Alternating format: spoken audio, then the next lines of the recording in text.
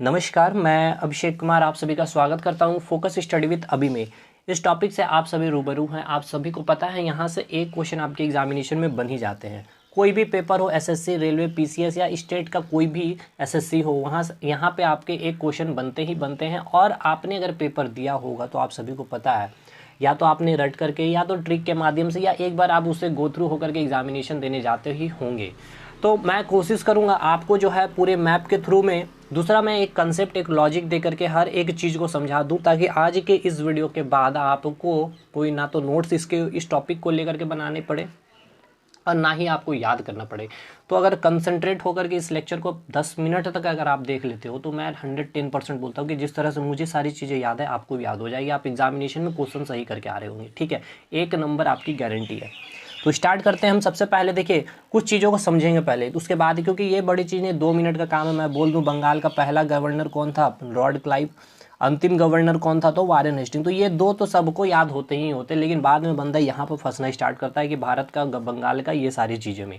हम सबसे पहले समझेंगे कि गवर्नर क्या होता है, गवर्नर जनरल क्या होता है, भारत का गवर्नर जनरल क्या होता है, और उसके बाद वाइसराय वाला कंसेप्ट हम समझेंगे। और उसके बाद तो बस एक छोटा सा खेल होता है, जो अंतिम है वही प्रथम होगा, जो अंतिम है वही प्रथम होगा। आप जैसे देख रहे होंगे ये एरो, जो अंतिम है वही प्रथम होगा। और इस कंसेप्ट को एक बार समझते हुए हम आपको सारी चीज़ें याद करवाएंगे। तो मैंने एग्जाम्पल भी लिया एक छोटा सा। तो हम सबसे पहले समझते हैं कुछ पोस्ट जो है गवर्नर वाला पोस्ट। देखिए आपने इतिहास पढ़ा होगा तो आपने नाम सुना होगा प्रांत के बारे में, या फिर प्रोविंसेस के बारे में आपने नाम सुना होगा। आपने देखा, आपने सुना भी होगा, आपने पढ़ा भी होगा। 3 प्रोविंसेस के नाम आपने काफ़ी सुने होंगे इतिहास में। एक तो आपका आता है महाराष्ट्र प्रोविंसेस, दूसरा होता है मद्रास वाला, और एक जो होता है महाराष्ट्र बोले तो मुंबई, और एक जो होता है बंगाल प्रोविंसेस यानी कि बंगाल प्रांत। यहाँ पे जो थे बंगाल, ईस्ट इंडिया, देखिए ब्रिटेन, जो ब्रिटेन थी यानी कि ब्रिटिश गवर्नमेंट जो थी, उन्होंने क्या किया था कि ईस्ट इंडिया कंपनी को भारत भेजा था, क्या करने के लिए, व्यापार करने के लिए। उनको एक मोनोपोली दिया गया था, एक एकाधिकार दे दिया गया था कि आप एकमात्र केवल जो है कंपनी होंगे, जो आप जाकर के भारत में व्यापार करोगे, भारत में कंपनी की स्टेब्लिशमेंट करेंगे, और आपको कोई भी इंटरफेयर, ब्रिटेन गवर्नमेंट जो है कोई भी इंटरफेयर आपसे नहीं करेगी। ना तो आपसे कुछ भी पूछा जाएगा कि आप कितने मतलब अर्निंग कर रहे हो या फिर क्या काम, कुछ भी आपको, मतलब पूरे का पूरा जो है एक मोनोपोली दे दिया गया है, ठीक है।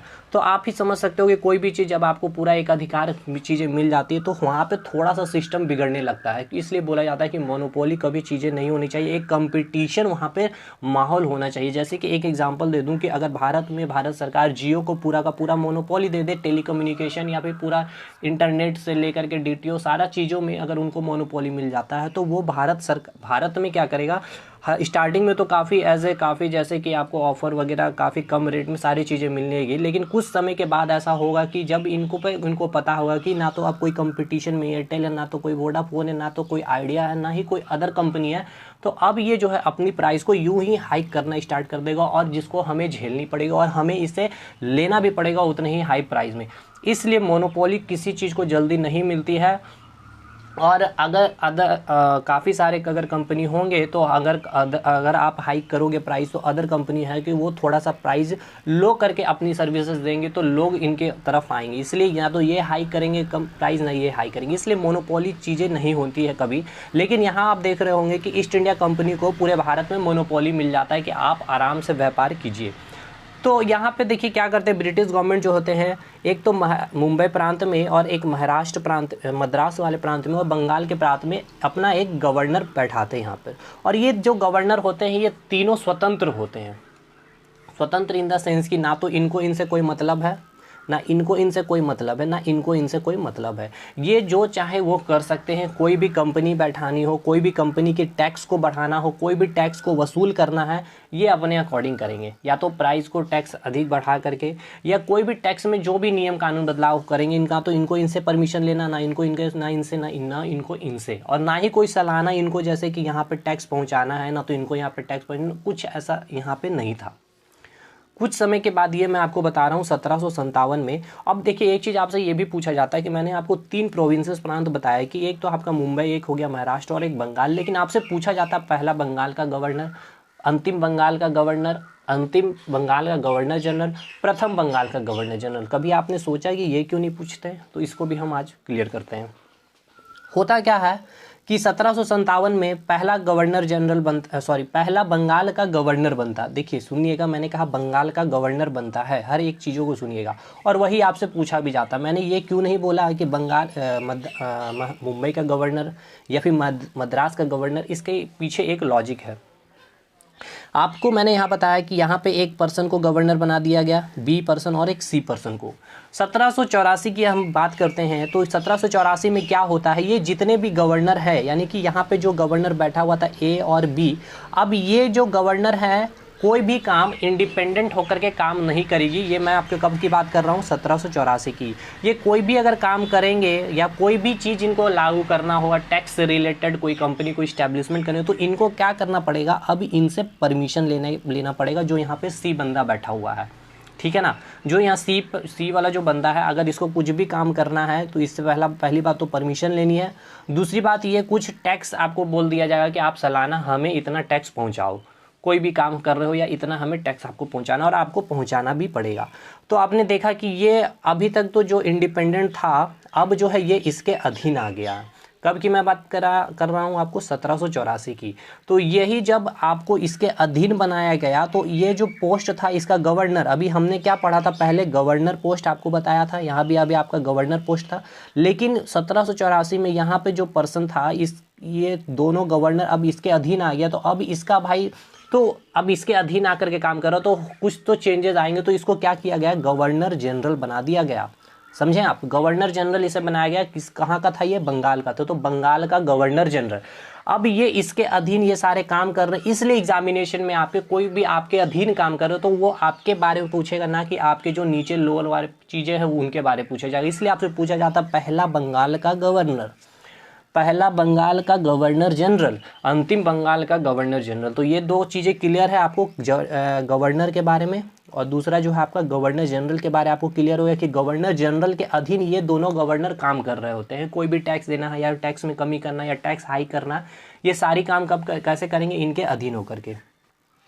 अब हम बात करते हैं 1833 में। 1833 आते आते ये जो अंग्रेज थे पूरे के पूरे भारत पे जो थे अपना जो है साम्राज्य का विस्तार कर चुके थे। मतलब मानिए कि अब पूरा का पूरा भारत पर उन्होंने अपना कब्जा कर लिया था। तो अब जो थे, अब देखिए, अब ये इनको नाम जैसे यहाँ पे रखा हुआ था क्या, कि बंगाल का गवर्नर जनरल। अब इनका पूरा जो साम्राज्य का विस्तार हो गया था या फिर पूरा अधिकार हो गया था भारत पर, तो अब इसलिए भारत पर हो जाने के कारण अब इसी का नाम क्या किया जाएगा, भारत का गवर्नर जनरल बोला जाएगा इसे, ना कि बंगाल का गवर्नर जनरल बोलेगा। समझे क्यों? क्योंकि इनका जो है अंग्रेजों का पूरा अधिकार भारत पर हो जाने के कारण अब इसे कहा जाएगा भारत का गवर्नर जनरल, ना कि बंगाल का गवर्नर जनरल, क्योंकि इसने पूरा का पूरा भारत को अपने अधीन कर चुका था ये कंपनी, ईस्ट इंडिया कंपनी। लेकिन एक बात यह है कि 1858 आते आते ईस्ट इंडिया कंपनी को जो ब्रिटिश गवर्नमेंट ने मोनोपोली का या फिर एकाधिकार का जो अधिकार दिया था उसे क्या करती है, खत्म करती है 1858 में। ये क्वेश्चन भी आपसे पूछा जाता है कि ईस्ट इंडिया कंपनी की मोनोपोली कब अंत हुई थी, तो 1858 में।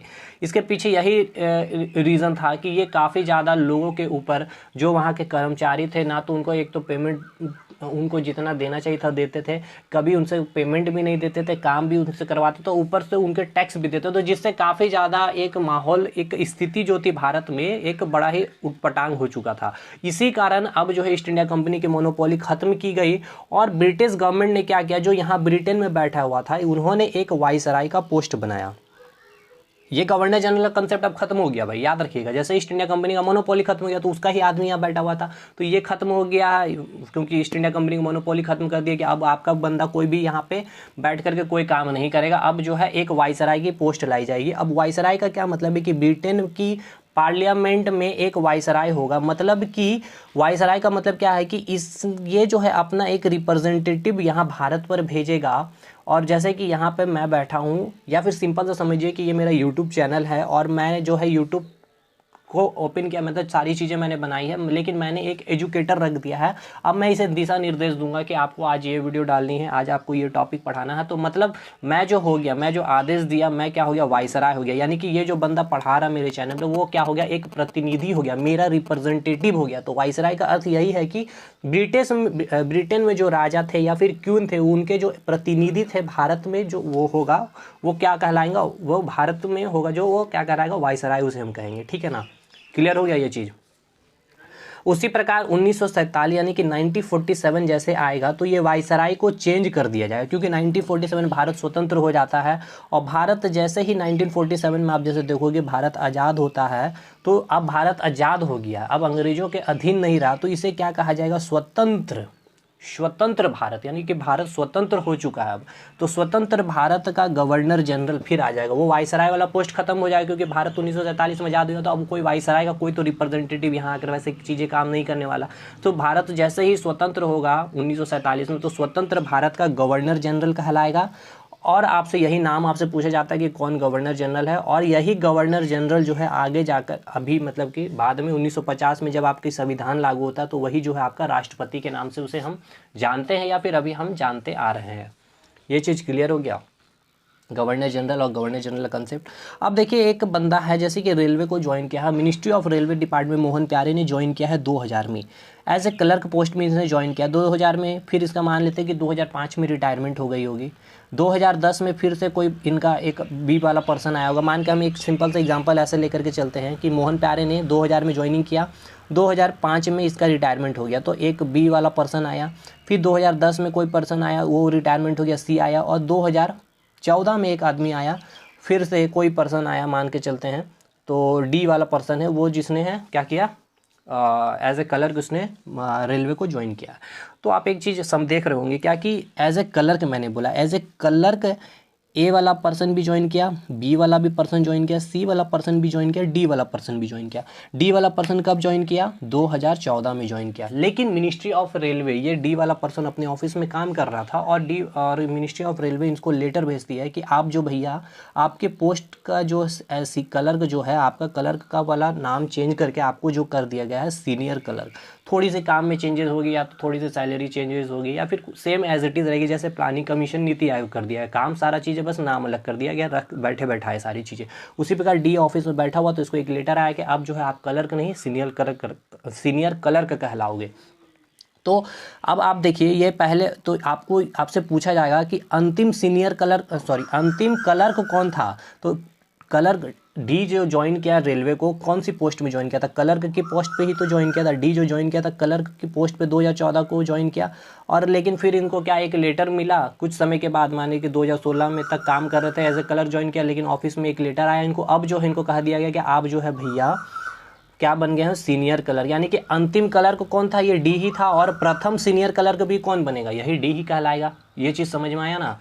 तो एक बार इसको फिर से देखिएगा रिपीट करके वीडियो को, तो समझ में आ जाएगी। अदरवाइज यही चीज़ आप देखोगे, ये जो अंतिम है यही प्रथम आ गया। यानी कि डी जो बैठा हुआ था बंगाल का गवर्नर जनरल, बंगाल का गवर्नर बैठ के, जिसको ऑफिस में एक लेटर आया कि भैया आपको जो है अब बंगाल का गवर्नर जनरल बना दिया गया है, तो ये डी को ही तो बनाया, यही डी तो यहाँ पे नाम आएगा, तो वही वारेन हेस्टिंग को ही मैंने यहाँ पे लिख दिया है। उसी प्रकार लॉर्ड विलियम बेंटिंक यहाँ पे बैठ के काम कर रहे थे एज ए बंगाल का गवर्नर जनरल, इनको लेटर आया कि आपको जो है अब भारत का गवर्नर बना दिया गया है। तो अंतिम बंगाल का गवर्नर जनरल और प्रथम भारत का गवर्नर जनरल तो भी तो यही कहलाएंगे।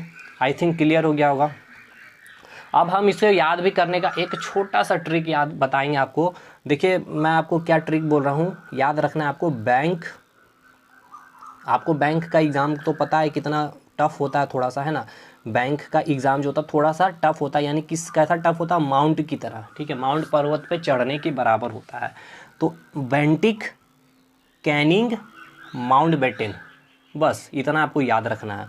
अब हम इसे कैसे याद करें, अब इतना तो आपको सब इतने दिन से एग्जामिनेशन दे रहे होंगे, आप सभी पंचवर्षीय भी होंगे, कई प्रथम वर्षीय भी होंगे, तो इतना तो पता ही होगा कि पहला जो बंगाल का गवर्नर था लॉर्ड क्लाइव था, और अंतिम जो बंगाल का गवर्नर था वारेन हेस्टिंग्स था। देखिए ये जो बंगाल का गवर्नर जो था पहला कौन था, लॉर्ड क्लाइव था, लॉर्ड क्लाइव था। अब ये लॉर्ड क्लाइव के बाद दूसरे कोई आए होंगे, बी वाला पर्सन आएगा, फिर सी वाला पर्सन आएगा, फिर डी वाला पर्सन आएगा, ये डी के बाद फिर आया होगा वारेन हेस्टिंग। वारेन हेस्टिंग यहाँ पे बंगाल का गवर्नर था। इनको लेटर आ गया इनके ही टाइम पीरियड में, इनके ही काम के दौरान में कि आपको जो है गवर्नर, बंगाल का गवर्नर से अब आपको क्या बना दिया गया है, बंगाल का गवर्नर जनरल। तो डी वाला जो वारेन हेस्टिंग है, सॉरी जो वारेन हेस्टिंग है वो अंतिम बंगाल का गवर्नर भी है और प्रथम बंगाल का गवर्नर जनरल भी कहलाएगा। ठीक, क्लियर। तो ये आपको इतना तो ये याद ही है भाई, लॉर्ड क्लाइव और वारेन हेस्टिंग।